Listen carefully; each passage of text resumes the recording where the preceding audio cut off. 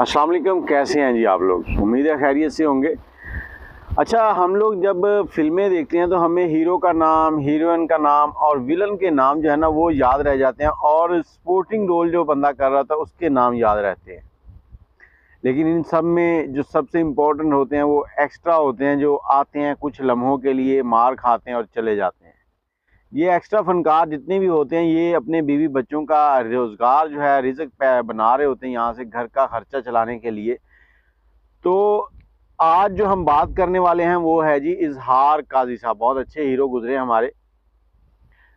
1998 के अंदर एक फिल्म बन रही थी किंग मेकर।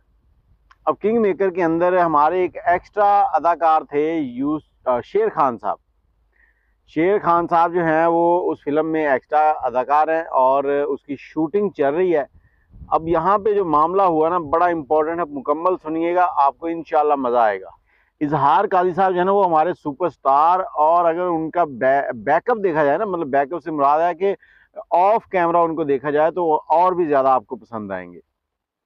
अब फिल्म की शूटिंग चल रही है और उस फिल्म के अंदर इजहार काजी साहब को दिखाया गया है कि वो एक उस टाइम का जो फैशन था वो लंबे लंबे बूट पहनना, मतलब घुटनों तक जो ऊपर तक आते थे, लेदर के बूट।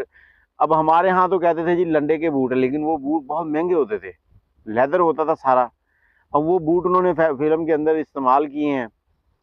और जो सीन चल रहा है ना उसमें शेर खान को उन्होंने नीचे गिराया और ऊपर से उसको ना ऐसे ठुड्डे मार रहे हैं। अब वो फिल्म के अंदर तो हमें लगता है कि ठुड्डे मार रहे हैं, लेकिन रियल में होता है कि वो एक साइड में, मतलब एक्टिंग चल रही होती है। इसी एक्टिंग के दौरान शेर खान के नाक के ऊपर एक बूट जो है ना वो लग जाता है। जैसे ही नाक के ऊपर बूट लगता है तो शेर खान जो है उसकी नाक से खून निकलना शुरू हो जाता है।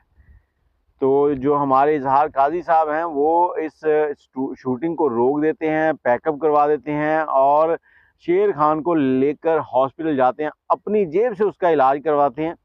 और उसके बाद 3 दिन तक शूटिंग में हिस्सा नहीं लेते, बस इसी अफसोस में कि उनसे एक एक्स्ट्रा को बेगुनाह ठुड्डा लग गया।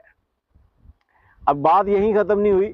शेर खान साहब खुद बताते हैं कि इजहार काजी साहब हर महीने उनकी जो रोज़ाना की दिहाड़ी होती है ना, एक एक्स्ट्रा की 100, 200, 400 जितनी भी उनकी बनती है, वो दिहाड़ी जो है ना हर महीने उनको पहुंचा कर आते थे घर। और ये कब तक चलता रहा? 2007 तक। 2007 में गालबन इजहार काजी साहब जो है वो इस दुनिया से रुखसत हो गए। अल्लाह पाक उनकी मग़फ़िरत फरमाए और उनको जन्नतुल फिरदौस में घर अता फरमाए, उनके दर्जात बुलंद फरमाए।